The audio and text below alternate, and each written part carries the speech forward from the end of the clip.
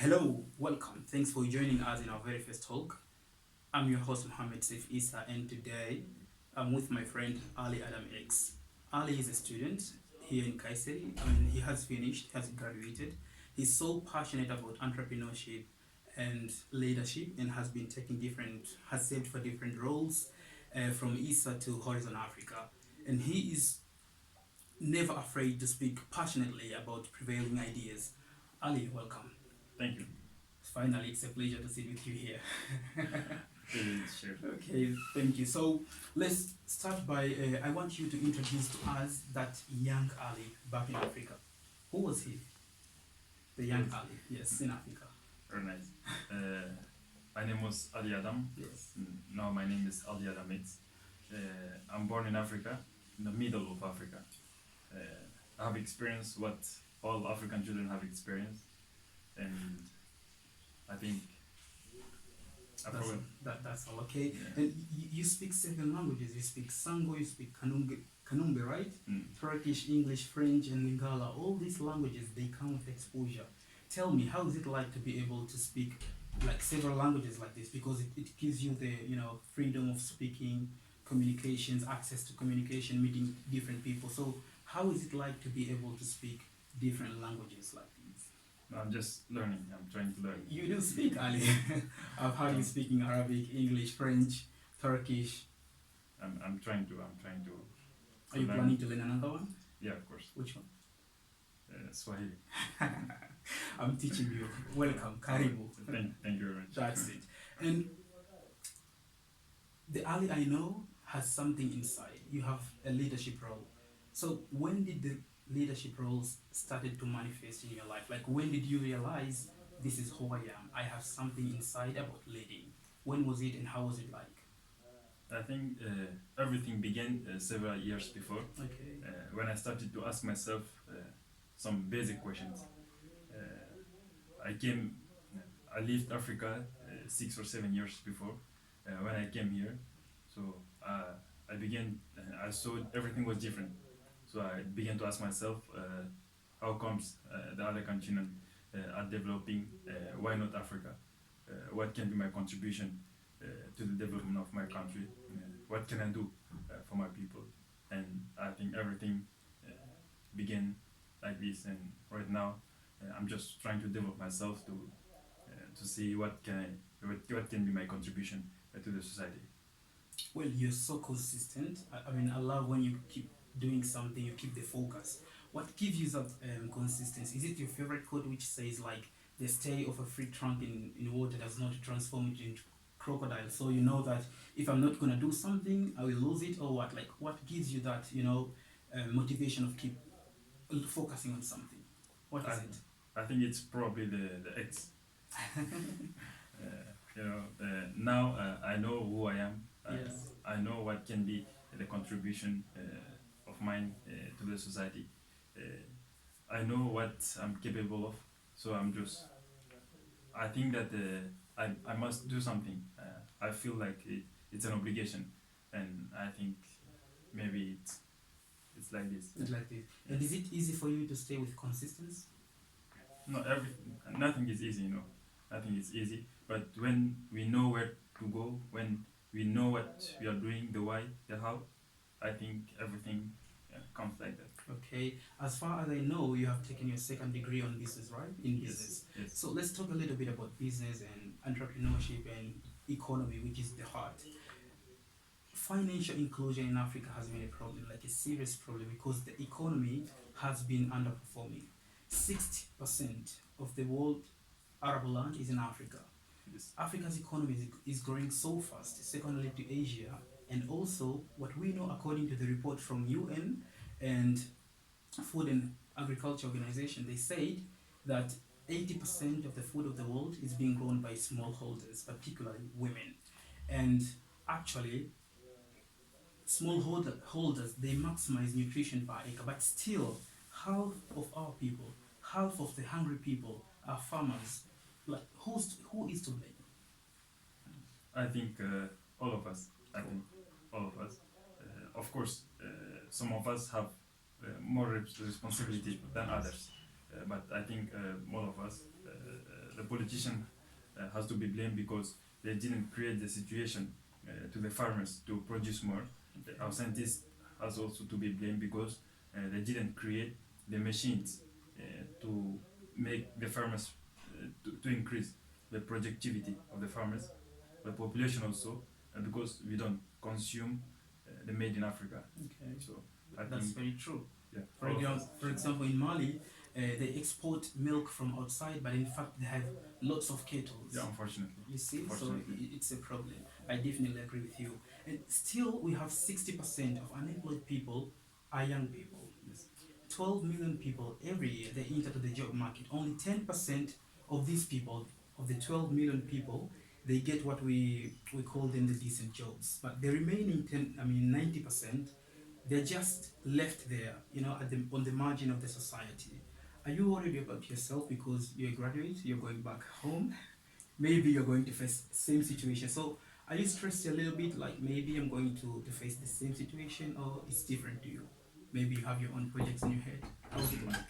No, what I have in my heart and in my mind is beyond my only personal, is beyond my only personality. Okay. I do worry for all young African, for all young Africans. So, but I think also that this is a challenge for us, for all of us. Very true. Yeah. When we have crisis somewhere, when we have unemployment, it's maybe an opportunity for us also to be an entrepreneur, to create jobs, to fix problems. I think it's also a great challenge, but I do worry for all of us. For all of us, right? Yes. And we know that only few of us we have access to go to school. Most of our people they just left, at home. From women's to and men, like both of them, we have a problem. Like most of us, we do not have the access to quality education. Do you have anything that you'd like to do with those who didn't have access to school? Would you like to do something for them? Yeah, you're right. The upbringing is a big challenge, a very big challenge in our society. So me personally, I'm also planning to reshape the education according to what I think the education should be. I don't know. I think I'm planning to build also schools in then during the next years, and if everything goes okay. But in a society, I think also that we should change our educational system. We should build more schools, the quality and the quantity. I think we have a lot to do in this sector. Okay, that's very true. And I think, if I'm not mistaken, 4 years ago, the UN released a report and it said like 25% in Northern Africa, the people are unemployed. 25%. It means in every measure of economy, a quarter of our people cannot find a job, right? Yes. At the same time, things have changed nowadays. We have technology, we have access to internet and lots of things, but our people, they still cannot innovate like great stuff, because when we look back to the other side of the world, halfway around the world, the same kid, the same person who has the same search engine, they keep innovating great stuffs every now and then, from agriculture to technological devices, technological things, applications, and they benefit from them.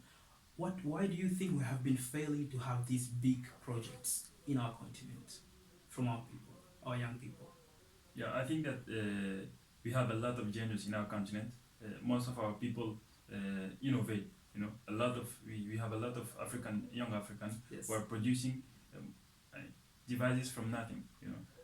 What do you mean? What do you mean devices from nothing? What does it mean? We have a lot of examples. Okay. We have like For example? Africa in Bangui, for example. When I grow up, Yes. yeah, we have like children who never goes to school, but he create like vehicle. He create like a little small aircraft, something like that. That's great. So you mean Yeah. what you're trying to say? It's like we have the talents. Yeah, right? we have the talents. Yeah, Okay, of but course. the system does not allow them to thrive. Yeah, of course, of That's course. the issue. And when we have like Apple, when we have enterprise like Alibaba, it's because the government, the Chinese government or the US government, help those enterprises to grow up and to achieve the level they have achieved right now. Okay, you've mentioned Alibaba and all these, gurus in the markets of entrepreneurship and business. We know that we are in fourth industrial revolution right now, which means we are in the time of artificial intelligence. The future is relied in ecosystem, and we all know that it's all about Internet of Things. The access to internet is too much. Like everything is just found on the internet. The, the ecosystem itself, it comes with a lot of things from blockchain technology, algorithms, and machine learning. As an entrepreneur, because you say like you want to be an entrepreneur, right? You have something in your head. As an entrepreneur, are you worried about yourself? Like, and how do you prepare yourself? Because the kind of economic opportunities we have in our continent and everywhere in the world has changed for the past 10 years. How are you preparing yourself? The first thing I'm trying to do is to understand the economical system. Yes. That's why I'm also studying business. The first thing is to understand how the economy works. And after that, I think that in Africa we have a lot of opportunity. As an entrepreneur, I believe that the most problem we solve, the most successful we become. So in Africa, and we have a lot of problems that we couldn't fix yet. Yes. So I think this is a big opportunity for me. I know that it will not be easy. I know that maybe I will not be able to succeed, but at least I have opportunity there. I will go and try. If I succeed, thanks God. If I don't, maybe the next year I'll keep trying, and the next generation will do more than us. More than us. That's very true. We have to create the way, right? Yeah, of course. That's what we say. On April this year, 13 April, you posted on Facebook and you said, we prefer poverty. We prefer dignity in poverty over Chinese help on slavery. Why you thought like there was a need for you to speak about it? I think there is no, and we didn't see one country develop itself by helps, and if Chinese give us and give us help, Yes. And I think they will always control us. Okay. And someone who give us will always control us. So I think it's better to live in poverty with dignity. Dignity. We have also in the past a lot of leaders who gave their lives for this dignity. We cannot lose this like that because of Chinese help or because of the UN or something like that. Okay, so we need to create our own way, Yeah, right? of course. So as we can thrive and come with like big inventions. That's great. Ali, would you like to say something maybe to our leaders back in Africa, to our young people, to me and other people? Like, would you like to say anything? Yeah, I don't know, but I do believe in the future. Yes. I believe in the future. I believe in our population. I believe in the power of the young population. I think everything will be okay. I know that it's not easy right now, but we have to try. We must try as Africans. If not, we will not. And we will work for others. Okay, that's as you said before. We will be controlled. Yeah, End of the day, controlled. we have to come with our own projects. Yeah. Ali, thanks for your time. Thanks a lot. You're welcome. It's a pleasure to sit with you here, as I said before, and it was nice to sit with you. Until next time, thank you and goodbye.